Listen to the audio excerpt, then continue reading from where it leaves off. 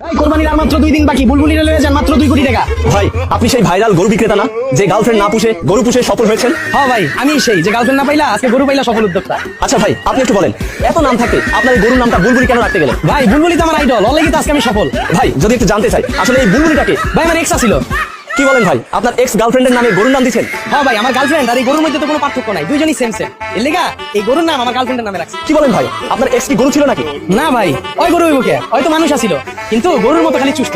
দেখবেন একটা গরুর সামনে আপনি যত খাবার দিবেন সব চুইসা লাগবে, তো আমার গার্লফ্রেন্ডের একই সিস্টেম আছিল। আমার টাকা পয়সা যা ছিল সব চুইসা দিছিল, 2 দিন পর পর রেস্টুরেন্টে দিত আর আমার 10,000 টাকা করে খালি চুষতো। পরে চিন্তা করলাম গার্লফ্রেন্ডও চুষে গরুও চুষে, তাহলে দুইটাই যেহেতু সেম সেম, তাহলে গার্লফ্রেন্ড না পুষা আমি গরু পুষা শুরু করি, তাহলে আমার লাভ হবে। তার মানে আপনি বলতে চাচ্ছেন যে গার্লফ্রেন্ড পারলে লস আর গরু পারলে লাভ? অবশ্যই।